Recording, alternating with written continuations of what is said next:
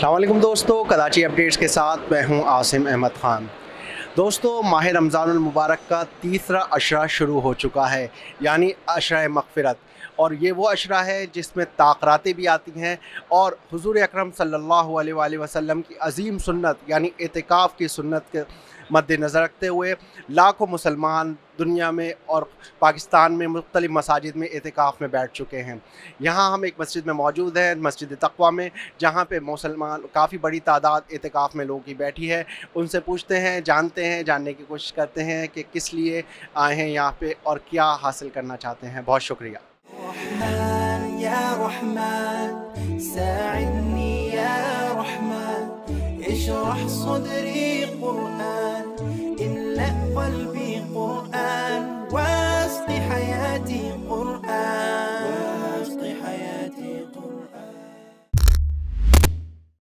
दोस्तों, इस वक्त हमारे साथ जामिअत अल-सातुल इस्लामिया के मोहतमिम जनाब मोहम्मद यूसुफ काश्मीरी साहब मौजूद हैं। एतिकाफ़ के हवाले से इनसे पूछते हैं, इनसे जानने की कोशिश करते हैं। बहुत शुक्रिया मुफ्ती साहब। मुफ्ती साहब, सबसे पहले इतनी अजीम सुन्नत एतिकाफ़, इसके हवाले से कुछ देखने वाले के लिए रोशनी डालिएगा। अल्हम्दुलिल्लाह, इस वक्त रमज़ान का आखिरी अशरा शुरू हुआ चाहता है और मुसलमान जो पहले से ही अल्लाह की इबादत के लिए कमर बस्ता थे, अब मज़ीद अल्लाह की याद के लिए, अल्लाह के साथ राब्ते मज़बूत करने के लिए और कुर्ब बढ़ाने के लिए अल्लाह के घरों मसाजिद की तरफ जोक दर जोक लोग आ रहे हैं एतिकाफ़ के लिए। तो एतिकाफ़ अल्लाह के नबी सल्लल्लाहु अलैहि वसल्लम की सुन्नत है। जैसा कि सहाबा कराम रिज़वानुल्लाह अलैहिम अजमईन ने फरमाया कि 10 साल तक अल्लाह के नबी सल्लल्लाहु अलैहि वसल्लम मस्जिद नबी में एतिकाफ़ बैठते थे और आपने आखिरी साल जो है वो 2 अशरा आपने एतिकाफ़ किया है। अल्लाह रब्बुल इज़्ज़त ने ये गुनाहों को धोने का और अपने अंदर के तज़किया और तहारत के लिए, गुनाहों की माफ़ी के लिए एक बहुत सुनहरी मौका उम्मत मुस्लिमा को अता किया है और वो रमज़ान के इस अशरे में इत्काफ़ की सूरत में है। महमूदाबाद से आने की वजह यह है कि यहाँ पे जो है ना वो खुसूसी हमारे लिए जो है वो एक सेक्शन इन्होंने मखसूस किया है, जहाँ पे हम नाबीना अफराद के लिए जो भी सहूलियात हैं वो मुहैया करके, मतलब एक मरकज़, एक मेन सेंटर पॉइंट हमारे लिए बनाया है। तो इस वजह से हम जो है वो सब दूर दराज से यहाँ आए हैं इत्काफ़ के लिए। इस साल अल्हम्दुलिल्लाह हमारे पास तकरीबन 650 के करीब मर्द व ख़वातीन एतिकाफ़ बैठ रहे हैं और अल्लाह के फज़ल व करम से इनके क़याम, ताम, सहरी, अफ्तारी का इंतज़ाम बज़िम्मा मस्जिद जामा मस्जिद तक़वा की तरफ से ही होता है। बिल्कुल जैसे एहसन ने कहा, बिल्कुल इंतज़ामिया ने, चूँकि हमारा यहाँ पे एक अलग से इंतज़ाम बना है, तो हमने सोचा कि बजाय इसके कि हम किसी और मदरसे में थोड़ा सा, ज़ाहिर ख्वारी तो होती है, तो उससे बचते हुए हम यहाँ पर तशरीफ़ लाए। और ख़ास तौर पर सबसे बड़ी चीज़ जो यहाँ एक खुसूसियत है और जिसे लोग बहुत खुश भी होते हैं, वो है दुरूस का सिलसिला है। लोगों को सुबह नमाज के बाद दुआएं सिखाई जाती हैं और तजवीद के साथ कुरान की दुरुस्त की करवाई जाती है। फिर उसके बाद इशराक की नमाज का अहतमाम है। फिर लोगों को आराम के टाइम दिया जाता है।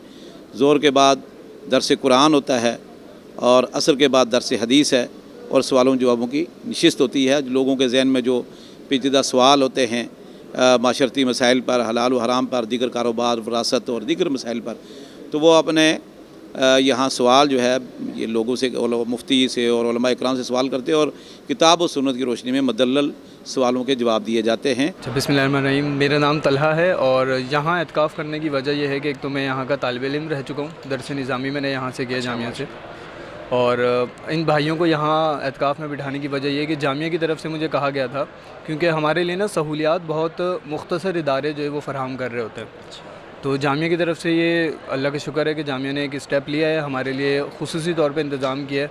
इस तरह यहाँ बाकायदा रात को जो कुरान करीम पढ़ा जाता है उसका ख़ुलासा पेश किया जाता है, सहरगाही का अहतमाम है और दीगर जो हुकूकुल और हुकूकुल इबाद और अखलाकियात मामलात के ऊपर अल्हम्दुलिल्लाह अल्लाह के फज़ल व करम से बहुत अच्छे तरबियती अखलाकी दुरूस का और इन चीज़ों का अहतमाम है, जिसे लोग अल्लाह के फज़ल व करम से फ़ायदा उठाते हैं और खुश भी हैं।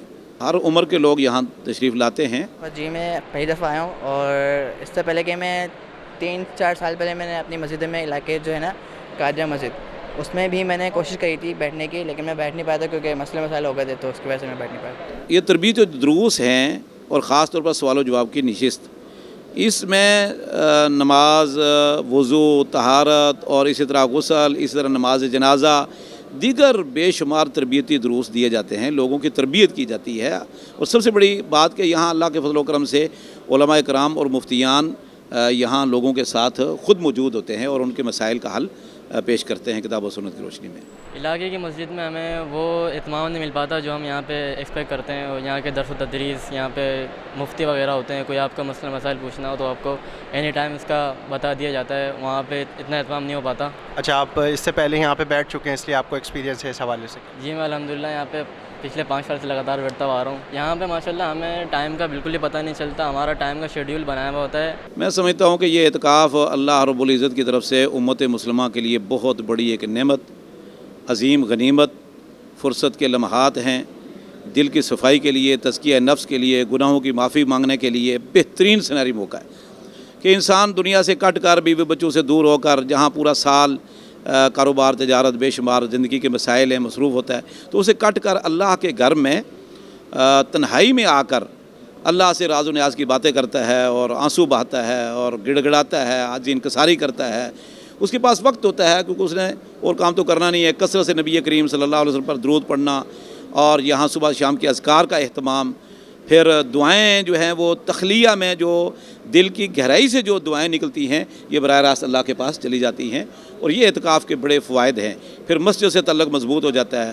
پھر سب سے بڑی بات کہ انسان تکبیر اولیٰ کے ساتھ یہ ساری نمازیں 10 دن تک پڑھتا ہے۔ ایک تو علاقے میں ڈسٹربنس بھی ہوگی، دوست سارے آئیں گے، باقی دوسرا یہ ہے کہ یہاں سیکھنے سکھانے کا عمل بھی صحیح ہے، اور گھر سے دور ہوگا تو زیادہ ٹائم بھی دے پائیں گے۔ یہ بھی ایک بہت بڑا ایک فائدہ اعتکاف کا ہے۔ اور پھر اس میں قرآن کریم کی تلاوت اور نوافل ہے، اشراق ہے، صلاۃ الضحیٰ ہے، تحیۃ المسجد ہے، تحیۃ الوضو ہے، یہ سب الحمدللہ لوگ اہتمام کرتے ہیں، جس کی وجہ سے اس کو ایک 10 دن میں لیلۃ القدر، لیلۃ القدر میں پوری رات قیام، رب سے تعلق مضبوط اور تزکیہ نفس، تقوی میں اضافہ، ایمان میں اضافہ، یہ سارے اسباب اور یہ ساری حکمتیں اور یہ سارے فوائد اللہ کے فضل و کرم سے اعتکاف میں ہی لوگوں کو مل سکتے ہیں۔